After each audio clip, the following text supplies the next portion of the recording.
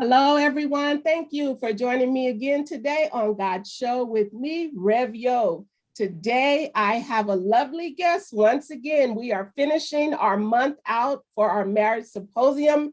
And today, I have the Buffongs with me. Woo-woo! They are coming today to finish out our month on marriage symposium. So these two right here, they are a powerful, dynamic couple in the Inland Empire.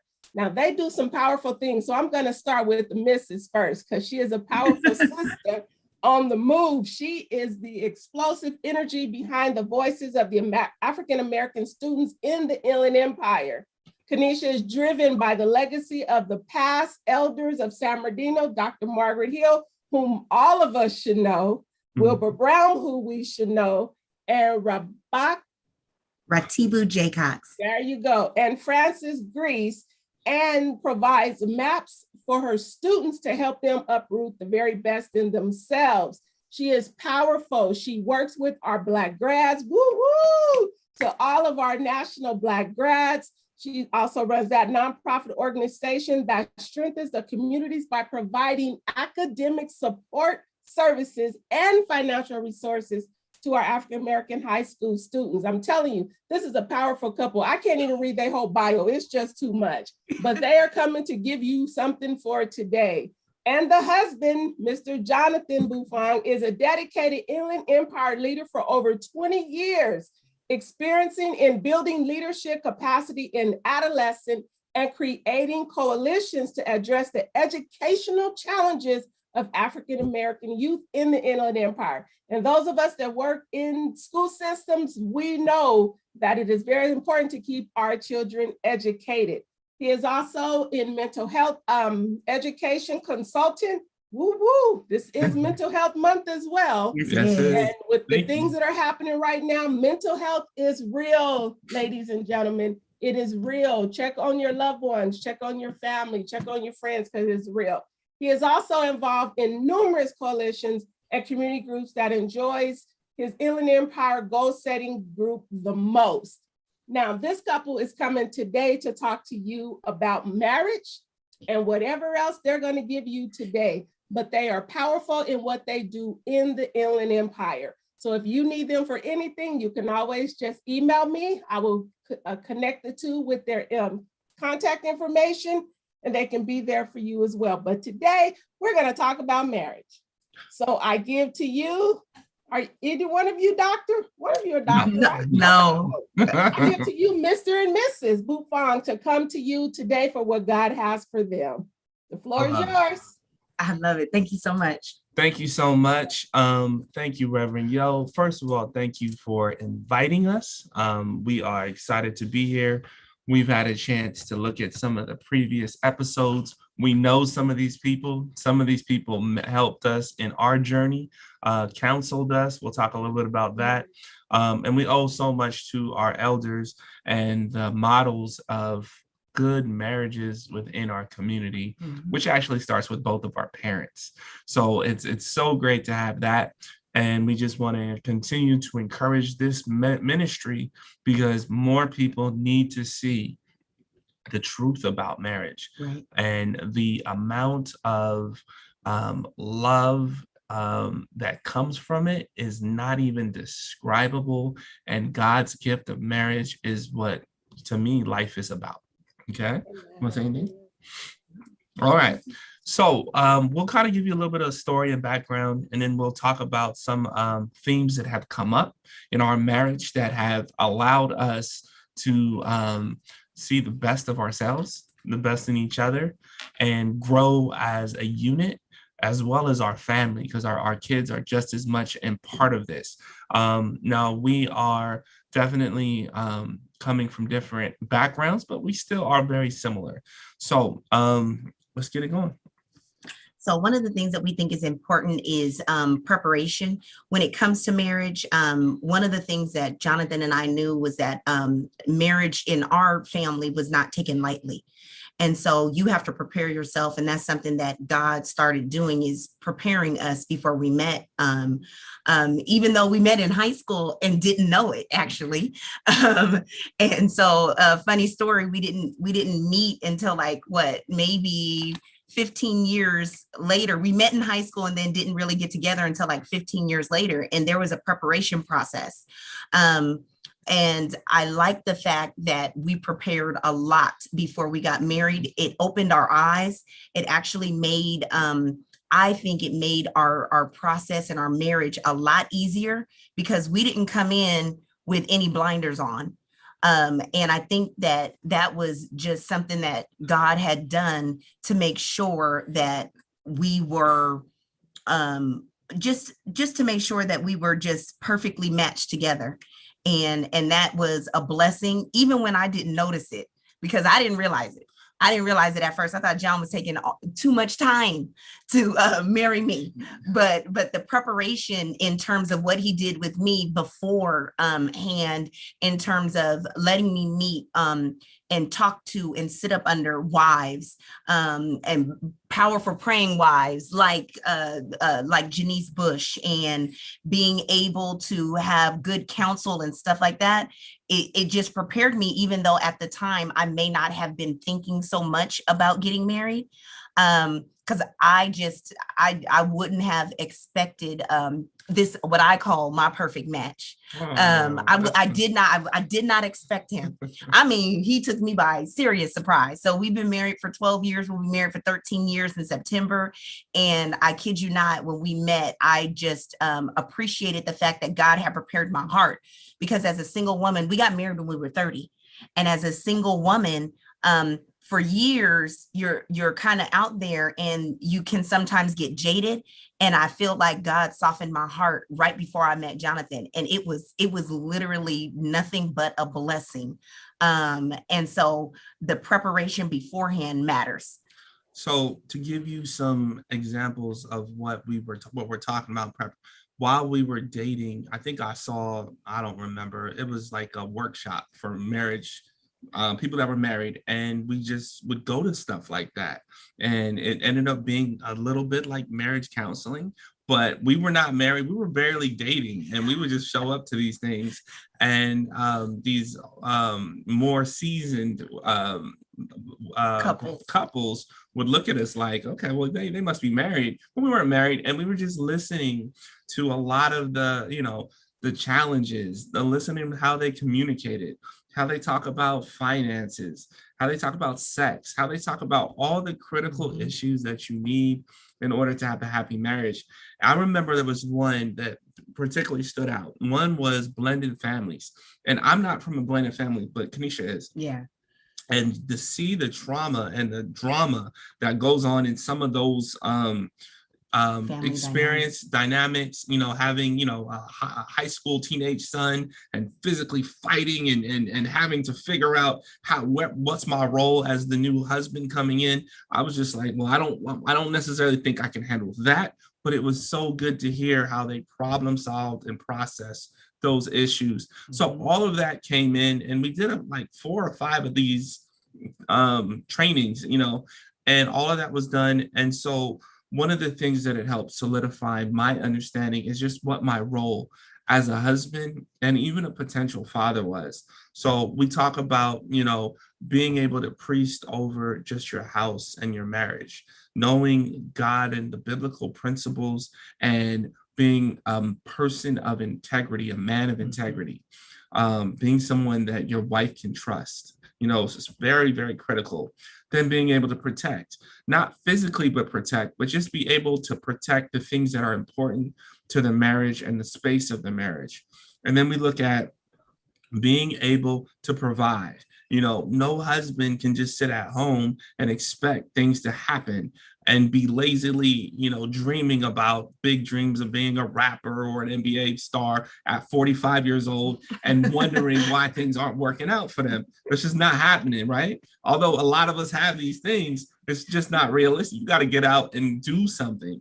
And so being able to provide for yourself, being able to provide the ability to grow for yourself. So that means sometimes I got to pick up a book to read. Even though it's on relationships, I'm not all that caring about relationships. And I think I know enough. You may need to educate yourself on that aspect so that you can find out some of the points that you're somewhat missing, your blind spots. All right, the last two are being able to pray, just being able to pray over your marriage, pray over your future, critical issues. And then the last one is the praise your wife. When you see her looking good, you say, you look good. I don't do that one as much as I should, but so. You do a good job. I'm getting better. Being able to praise over the accomplishments, and it doesn't have to be big accomplishments. The fact that she folds some clothes today, that's an accomplishment in our house. We don't have any problems washing the clothes. We have no problems pulling them out the dryer. Folding the clothes has been a challenge for us. They'll stack. So those 5 aspects really helped me to prepare myself for what we would consider to be our union. And we moved into our union pretty good. So much of a marriage is how you start off and the prep stuff. And even when we had our wedding, so many people put a lot of focus on the wedding, and I think that it is important. It's great to have your family and your friends around, but to put the money, the time, the energy, and all the resources in it may not be the most wisest decision. And so we were debt free coming out of our wedding, and we still had 400 people come. So it did take a combined savings and prep, but we were good in that aspect. So that's huge. And Jonathan, when he says 4 or 5 conferences that we prepare for, I need you to understand, we're dating. This man has not proposed. My friends are looking at me like, you're going to a marriage conference with this dude, and he has not even proposed. I mean, they were looking at me funny. I was like, is he going to propose? Like, I'm nervous thinking that he's going to propose any day. And we dated for almost 5 years before we got married. And one of the things that I think was just such a blessing is it's one thing for us to learn from each conference that we went to. It's another thing for us to start applying that. True. And for folks in our community, because our community is very important to us, but for folks in our community to see us and then start to speak life into our relationship, to start to pray for us. And that was something that I think just contributes to us being such a strong couple, because it wasn't just about us. Marriage is not just about you. It's literally a miracle happening where God cleaves you together. And it really was like our community bonded, not, through our marriage. It's not like we were a big deal. It wasn't about us. It was about, what does God want you to do? And I remember thinking, for our marriage, us praying about having our territory increased. And I had my own dreams, and John had his own goals.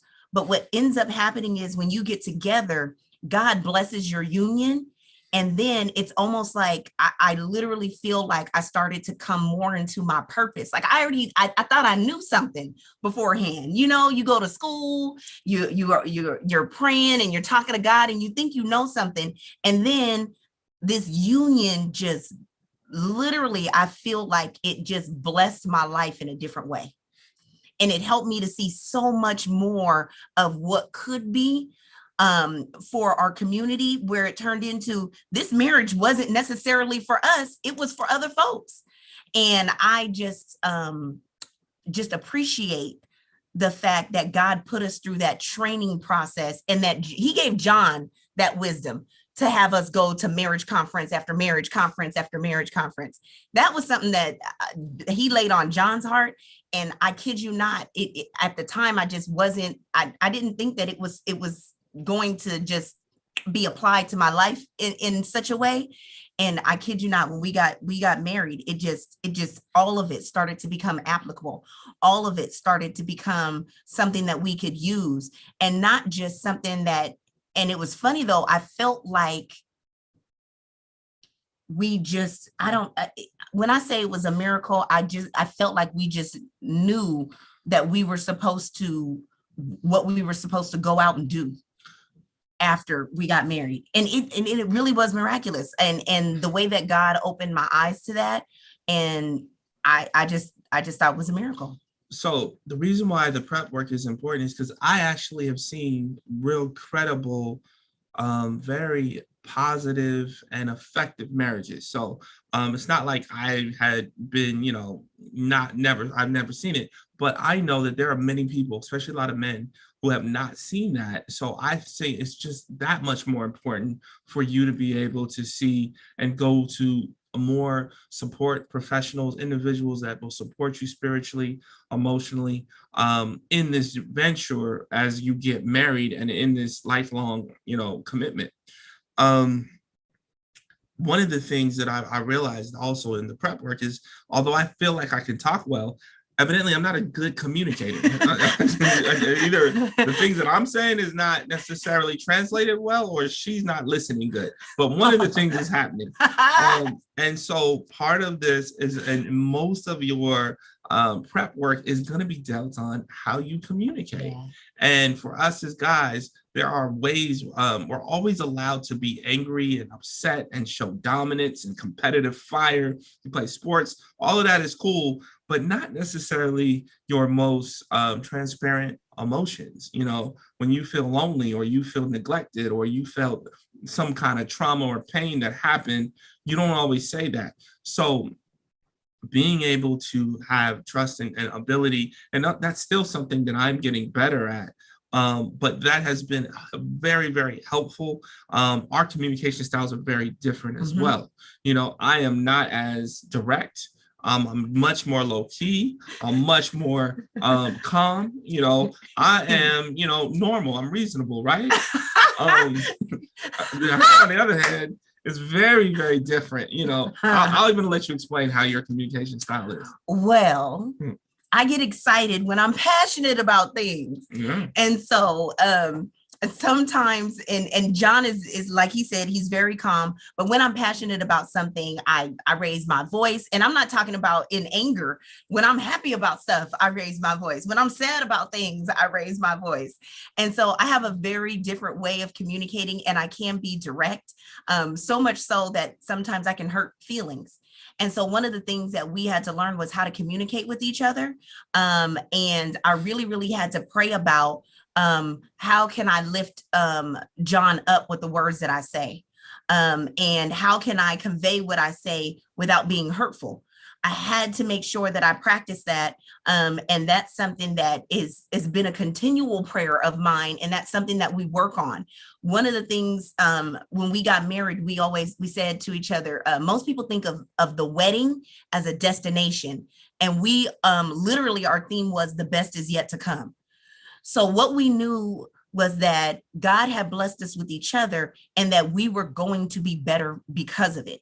And so when it comes to communicating, when it comes to educating ourselves, when it comes to whatever it is that we do, we know that God is blessing what we do to make us better. And I felt really, really, I really appreciated that, because sometimes as women, we feel like when we get married, we may lose a little bit of ourselves. But I really just appreciate the fact that my husband loved me for who I was and wanted me to be better, but he didn't have like these preconceived notions, or I didn't feel like he had preconceived notions about or ideas about how a wife should be and what a wife should do. And for him to come in, I didn't feel like he was clipping my wings at all. He was always like a help and a support and lifting me up and holding my arms up, whatever task, whatever it is that I do, he was like that support. And so with that in mind, I have to be mindful that I have to support him with what comes out of my mouth. Yeah. Okay. So one of the things that we were probably told earlier in our marriage to do, but we didn't do until probably the last couple of years, we actually have a mission statement for our marriage. I'm going to read it for you. It says, be a legacy of God's conquering love by operating in spiritual growth and financial freedom, by living in joy, peace, and transformational power. That, although we don't talk about it, it's in our bathroom, so we see it every day, yeah. And it is something that we aspire to, and it kind of connects us. So I would definitely suggest that you have a mission statement for your marriage, because it gives you just a target to go after. And then we subsequently have a mission statement for the boys and our family. It just gives our family a little bit more structure. You don't have to necessarily stay inside of it all the time, but it does give you a target. So that's been helpful. The other thing I want to talk about in marriage is that God will use your marriage. I think you were alluding to it. Sometimes he'll use it as a tool. Sometimes he'll use it as a vessel. And then sometimes he'll use it as a weapon. You know, there are times when I feel very protected to have my wife. And I feel as if, you know, I am stronger instead of going into situations alone, that I feel that I am just completely supported and I have more opportunity to just be myself. And if I were to fail, I'd have someone that would be able to pick me up, right? I wouldn't just be down there. And so that's been very helpful. And so your marriage is more than, it's more than just the two of you. You can do some awesome things through your marriage, whether it's through ministry, businesses, whether it's through discipling, mentoring. All of these things can come just because people see how you interact. So it's a big thing. Okay. It is. When talking about interacting, one of the things, once again, that Jonathan, God laid on Jonathan's heart was that we needed to be around other couples that were married. And so we found peers that were married. Jonathan's brother and our sister-in-law have been married since high school. They met in like the 10th grade, and then they got married in college, and they've been married for like 20 years, right? And then my parents have been married. We're a blended family, but they've been married for over 40 years. And then Jonathan's parents were married for like 45 years. And so here we have these couples around us, and their marriages are long lasting, but these are also folks who are happy, who have gone through some tests and have some testimonies, and each and every one of them praise God along the way. That was the one thing that was very helpful to us. But then for us to have friends and peers our age that are getting married or want to get married. So one of the things that God laid on John's heart was to have something called Couples Connect. And this is where we would get together every now and again. I don't know if it was monthly or it was like every other month, where we would get together with other couples and we would play games. We would talk and catch up with each other. And it was a way to find folks in your peer group to connect with. And mind you, we also grew up going to the KISS ministry that the Simmons have at Emmanuel Praise. And so we have the KISS ministry, but then Couples Connect just seemed like a way for us to have fun and for us to literally be able to be around other couples our age and feel like, and when you look around the room, you're like, these are all these people. At the time, we may have been young. At the time, we were young. We're not young no more. I'm young. She's not. Okay. Yeah.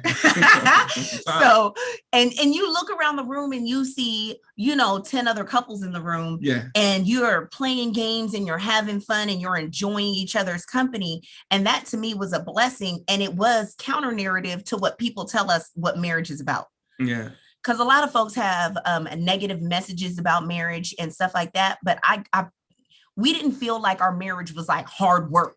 We didn't feel that way. We felt like, we had some stuff that we had to work on, but it wasn't hard work. Mm-hmm. You know what I mean? And some of that is because we are consistently doing a little bit all the time. All the time. Yeah. So if you do a little bit all the time, whether it's once a year doing a check-in and going to a conference where you're really tackling, or not, you may not be personally tackling, or you're seeing other couples tackling big issues in their marriage, and you're just taking notes like, oh, okay, they go through issues with raising the kids this way, or too much time at the job as opposed to enough time doing each other. That's how they deal with it, and you are not alone, and that there are solutions to every situation. Yeah. So let's talk about the kids real quick, because marriage has affected, or children can affect your marriage in many aspects, especially if they're very close, you know. And I don't know, you start off with, what's your thoughts on it took us a while to actually have children. We were married for 5 years before we had got pregnant even. And so and then I was pregnant for 2 years like an elephant. And so and so when children are born, it does change the dynamics of your marriage. When we had already been together for 8 or 9 years. Yeah. And we had said we were going to travel. We were going to go to all of these experiences. We didn't do too our much money was our own money. Yeah. We didn't do that. And so there were these things where we were used to picking up and going, and we were used to just kind of just worrying about each other and not others. And then a child comes into the equation and that changes. And so your attention shifts. It shifts actually when you get pregnant. I remember my attention shifting and not necessarily focusing so much on us, but more about the pregnancy, because I was a high risk pregnancy. And so your focus shifts, and then you can forget about your marriage. You can neglect your marriage because you're worried about the kids now. And so we have 2 boys that we have back to back. And what we have learned, though, is that although our children are definitely highlights in our life, we still need to focus on each other. And we also have to make sure that we are like centered. Because your kids can't divide you. They can work on one of you. I got one son that sits up and bats his eyes in my face, and he asks me stuff right after he asks his daddy, and he acts like daddy didn't tell him no, and I'll fall for it because he's so cute, right? I would say manipulative. I don't know about he says manipulative. That's my baby. Yeah.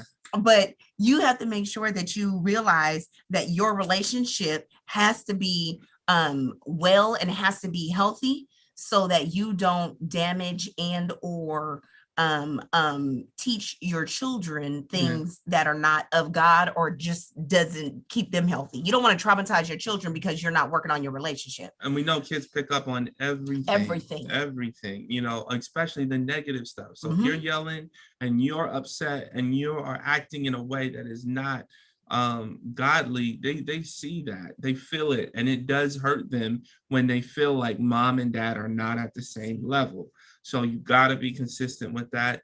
And yeah, you can still argue. It's just the way you argue and the way you talk. It has to be productive. It has to be something that is not abusive and is tailored to trying to solve problems and get through life. So yeah.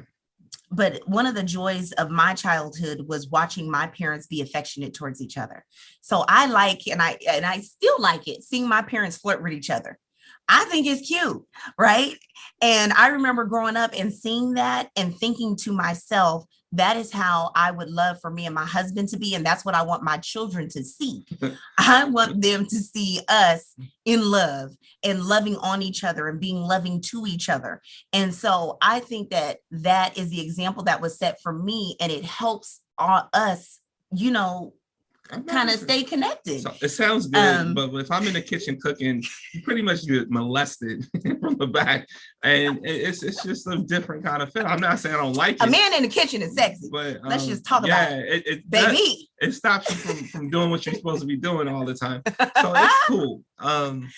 I would say, yeah, go ahead, ladies. Y'all know if he can cook and my husband cooks.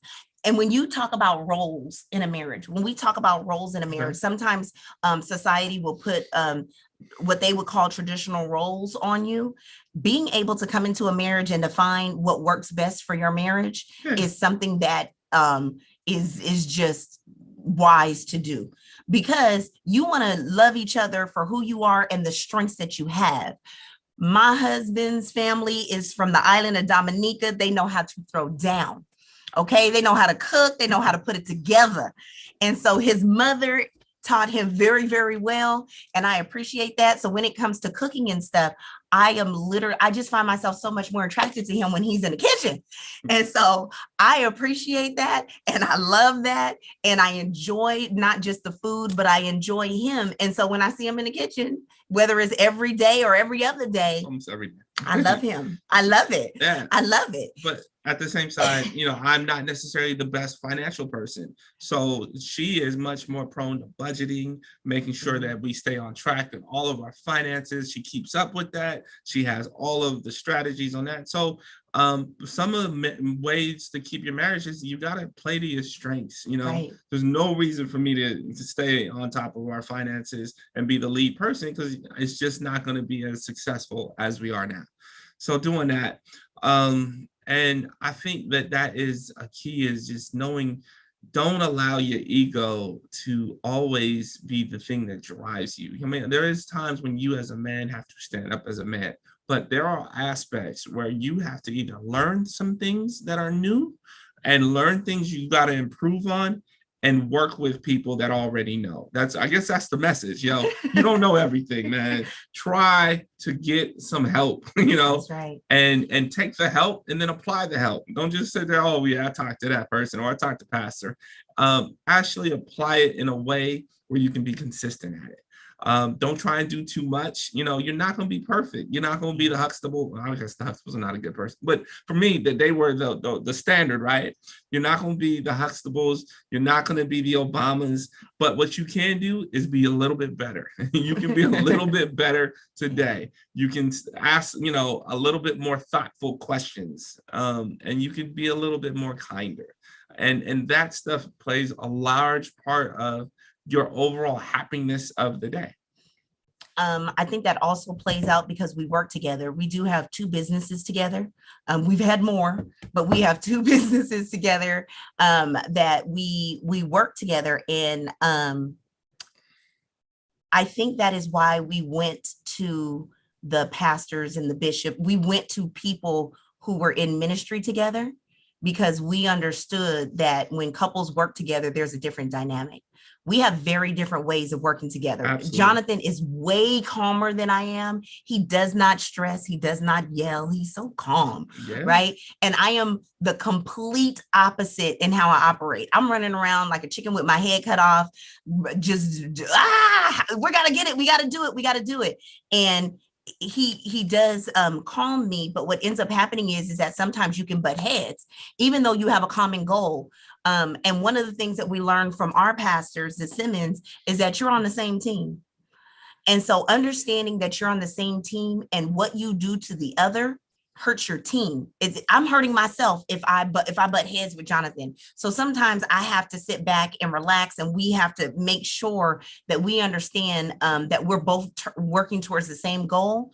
And even though we're in business together and we're married and we work together on all of our community stuff, that as long as we're pressing towards the same goal, we will be okay if we keep in mind that we're a team and God put us together for a reason.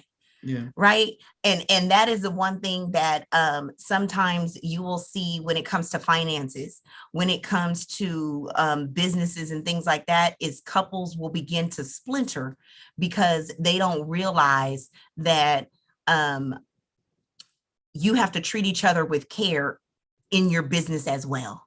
Yeah. And so because a business mindset sometimes is very different than how we treat our relationships or when we're at home, but you have to treat each other with care when it comes to your business. And because we don't know everything, and because I respect his opinion and his wisdom and the things that God puts on his heart, that it helps us in business, and it makes things so much more easier when we're not in business and we're at home and we're just chilling with each other, easier, because I'm not mad about a business decision that he made. And if I am mad, I need to get over it. Let's just keep it 100.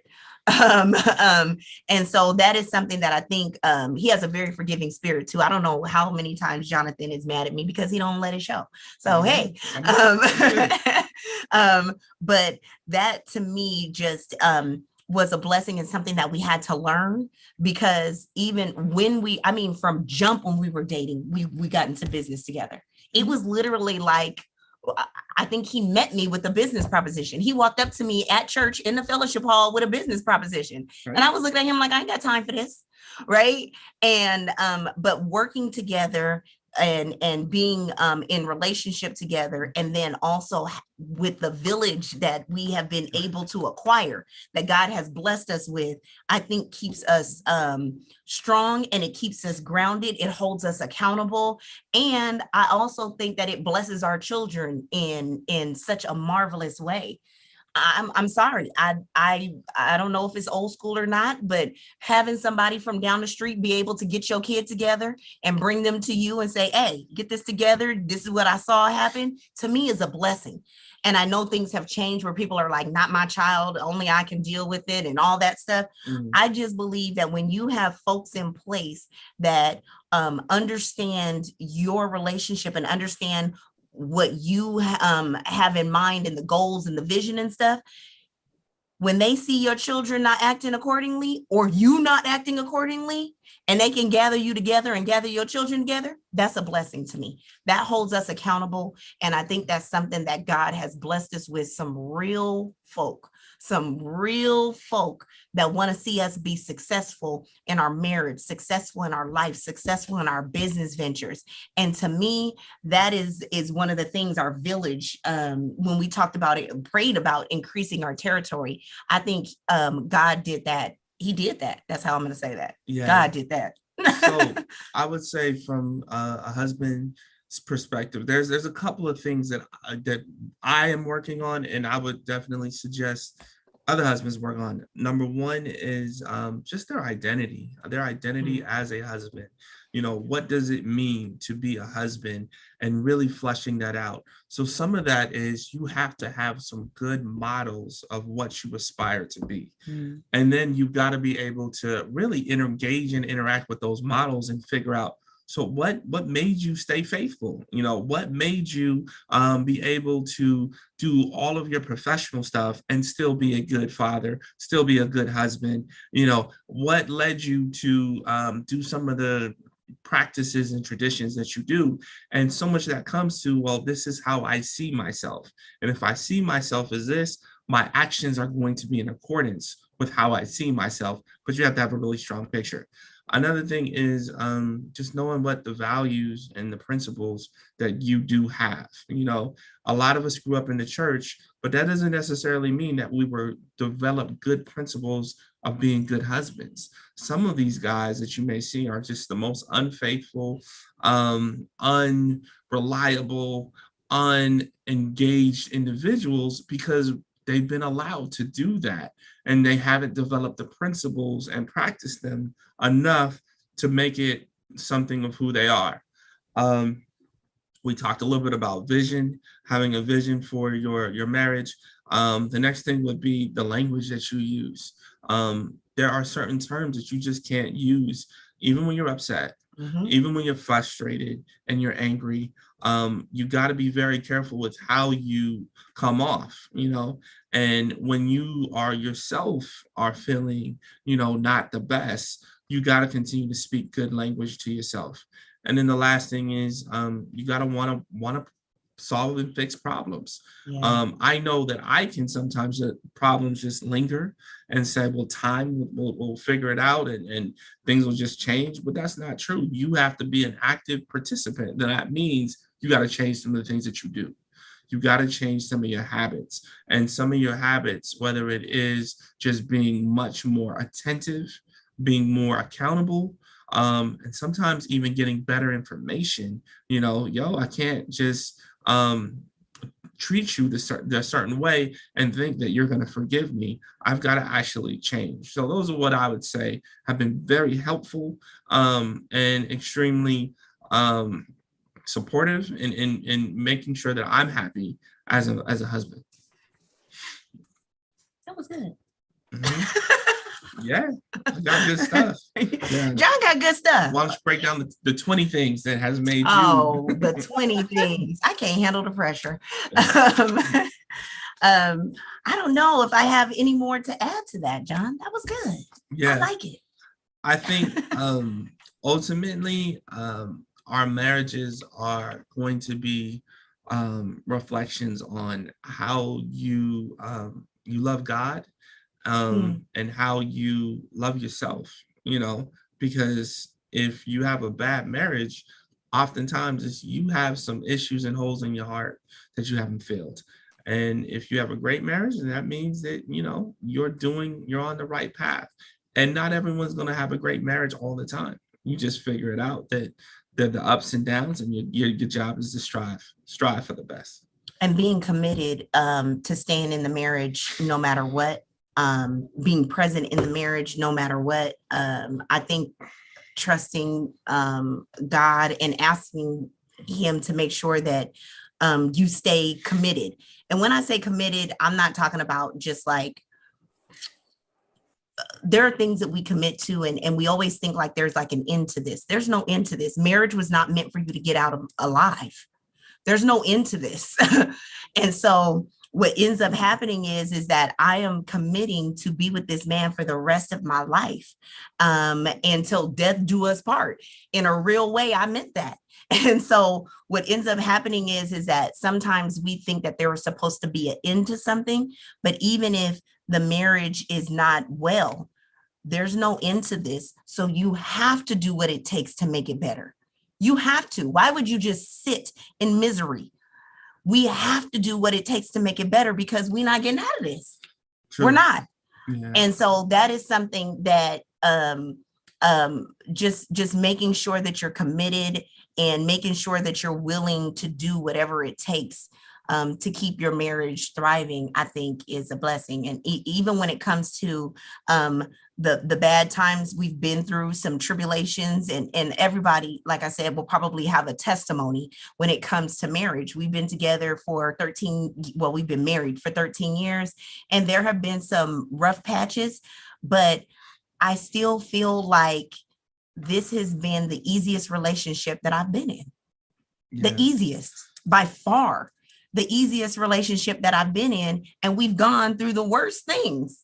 And I think some of that comes from God's covering, and also like our community praying for us and praying for our well-being. And I'm sorry, you just can't beat that. I don't know. I talk to some of my single friends and they be having issues, and I'll be like, I don't know what that is. I don't know what that is. And I agree with all that, but I think we as men sometimes put ourselves in bad situations. And I'll give you some examples. There's a term called you're as sick as your secrets. And the more secrets you have, the more secrets you decide to keep away from your wife, keep away from your family, the ones that you love, the more it eats on you, and the more that your actions begin to be just ridiculous, deceitful, erratic, and you destroy your marriage. So secrets are a huge element that you got to address. Sometimes as men, you got to remember to remember.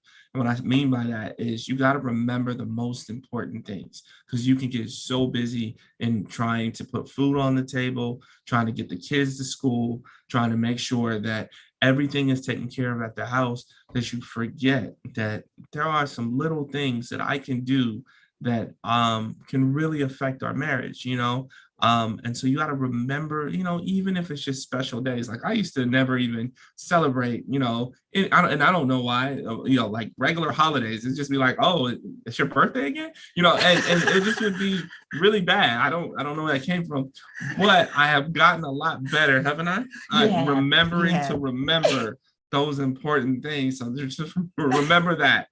And then the last thing, and they say it all the time, it's not where you start, it's where you end up.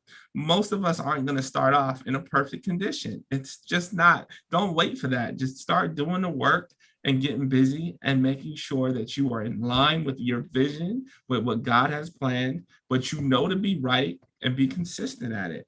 And then you'll get to be happy, because it's not about perfection. It's about progress. It is about progress. And you know what? You've made lots of progress, because when it comes to birthdays, one of the things we have to remember is that's not something that I want to fuss about.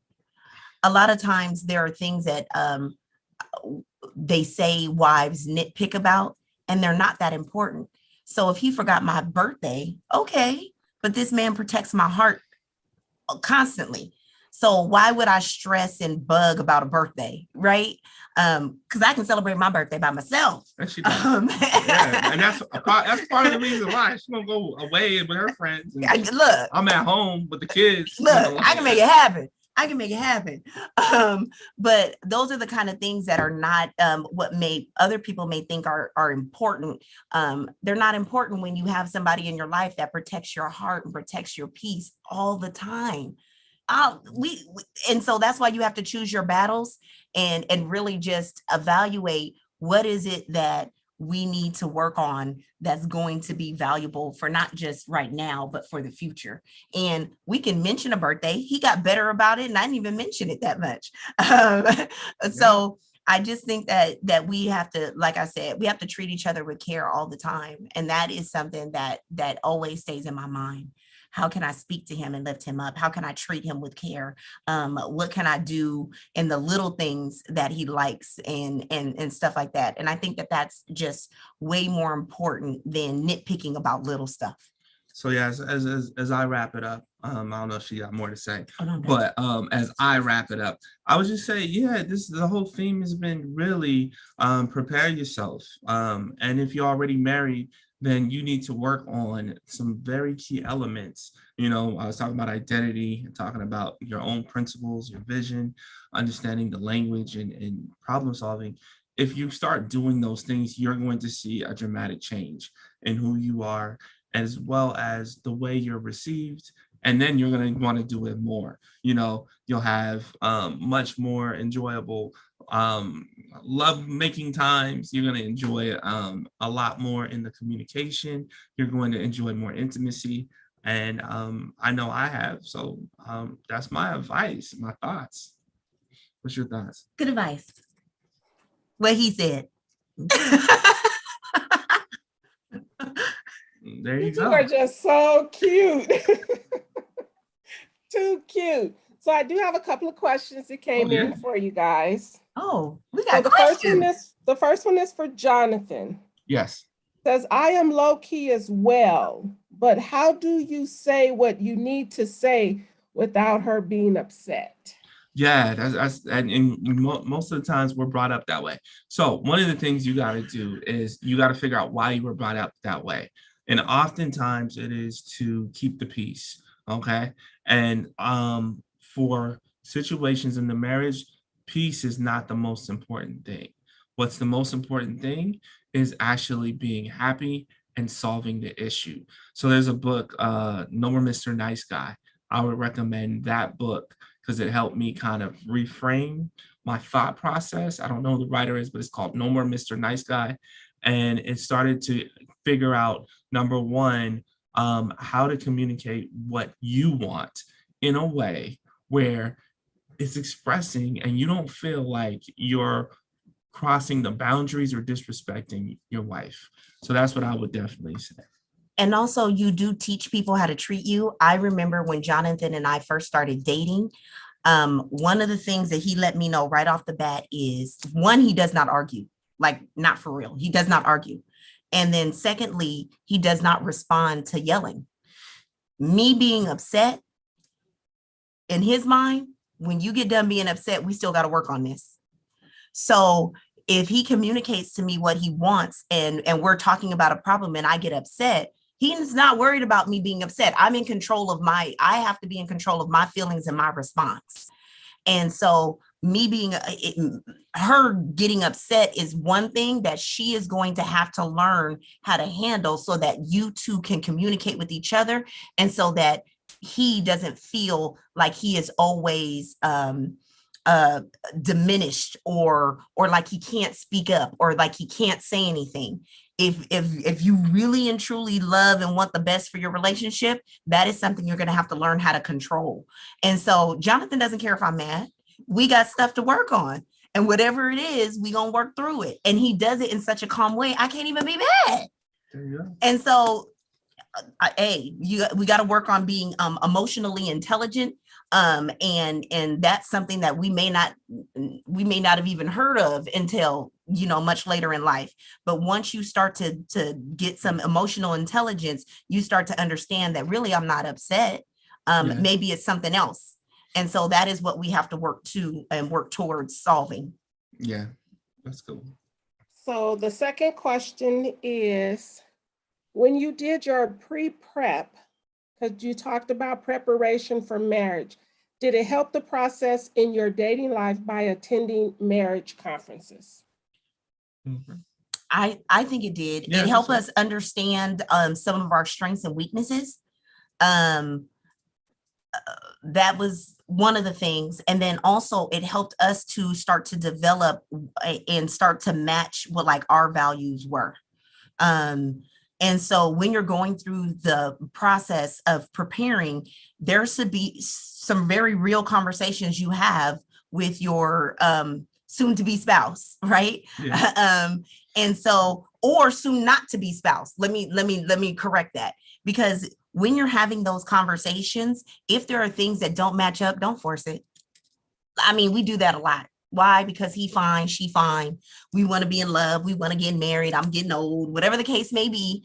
We make these excuses for being with people that we are not evenly yoked with. And it's not just about us sharing the same faith, but there are values that we begin to talk about. And what we learned is, although we react to things very differently, I'm real high, he's real low. When it comes to our core values, we had the same beliefs and we're on the same page.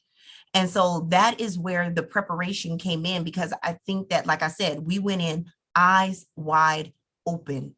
There was not a situation that we felt like could shake us in a way, in any kind of way, because we had not discussed it or we had not tried to at least touched upon it. And so that, I think that preparation in your daily lives, plus it also helped us see how, when we get married, how we're going to cleave to each other when it comes to finances, when it comes up, when it came to finally living together, and merging our house, when it came to everything. We literally, our mindset was, once we get married, everything goes together, everything. And so that was something that once we got married, everything went together. And it didn't matter how independent I thought I was before, because my daddy raised me. You're going to take care of yourself, girl, and figure it out. Once we got together, this was us. This was us. And so being prepared for that, so that like neither one of us feel like we're clipping each other's wings and we're diminished, I think was what it really did. Yeah. And that's where the secrets will come out. You wait till 3-4 years in and you start to realize, oh, I didn't know, you had this credit score, or I didn't know that we knew that you had these many kids. You're like, oh, we married. That's true. So yeah, all of that stuff has to come out. But from a male's perspective, going through the premarital stuff, it does give you an unsaid goal. Like we're going through these things, and so even I don't want to necessarily talk about marriage. We went to a marriage conference, so it's in my mind, and so it helps speed up the clock, and it gives you an idea of a goal, and it does help the day-to-day practice, because you should start practicing these things as you are moving towards whatever your goal of marriage. So that's a good question. So that was the last two questions. So that was it on the questions. So do you guys have anything else before I wrap us up? Yeah, I think some inspiration, love. Yeah. She just wants to say that she was so happy to God that she found the man of her life, and she would live 10,000 lives so that she could be with me. Other than that, Jonathan was a beautiful surprise, and I kid you not. I am happy. Yeah, but I'm happy. I'm very happy. Marriage has made me happy. It made me happier than being single, for sure. Yeah. I'm just gonna say it because it came out in the beginning. Who chased who? Oh, he chased me. Yeah, baby. That's a whole nother podcast. But that is another podcast. We are together, and we are happy. I was booked and busy. I was blessed, booked and busy. So I thought I didn't have time. And so that's why he was such a beautiful surprise. Yeah. So I thank you two for coming on the show today. I thank you for being open and honest. Your pastors were here to support you today. They both put comments in there, great advice, excellent. And I believe when they said it is sexy, I believe that's when they were talking about the man cooking in the kitchen. Yes. My husband is a cook too, so I know exactly what you mean. I don't like to clean up after, but hey, that's a whole nother podcast too. I'll do that. So I thank both of you for taking time out of your day to come and join me today on God's Show with me, Rev Yo. Thank you for your openness to talk about your marriage and what the things that you did to help our couples move forward in theirs. Whether you're married or you're preparing to be married, these last 4 weeks has given you great advice. If you missed the other 3 episodes, please go back into our channel and watch all 4 episodes. Well, the 3, and then if you missed any of this one, because each couple gave you good advice from 50 years of marriage all the way down to them being 13 years married in. So it just wasn't about our seasoned generation and being married. And if you thought that was old school, we have young marriage folks on here too to tell you that marriage is still good in the young life. So I want you to be encouraged by what you heard this week, this month, and I want you to go back and review all of them if you're preparing to be married. There's the KISS ministry is out there. They mentioned couples connection out there. The first one gave you a PowerPoint, PDF PowerPoint. If you would send the donation of the $20, you will get her whole teaching on the marriage vault. There is so much information that was poured out to you this month. So I pray you really took notes. I pray you really focused on what's happening in your life. And I pray we've been a good inspiration to you this month. So next month, we're dealing with men, fathers, and June 10th. So my men, be prepared to tune in all next month for Men's Month. I told you this is not just a woman's show. We bring men on here as well. So all next month, we will be dealing with the men. That is Father's Day month, June. So that's what we will be dealing with. So as I always do, and I thank all of you for attending the show, I want you to be brave, be strong, and be different. Right. Asking, it will be given unto you. Seeking, you shall find. Knock, and it will be opened unto you. Believe in yourself and encourage yourself. But in all things, remember, seek ye first the kingdom of God and his righteousness, and all these things shall be added unto you. Peace and blessings until next week. Have a very blessed day. Bye.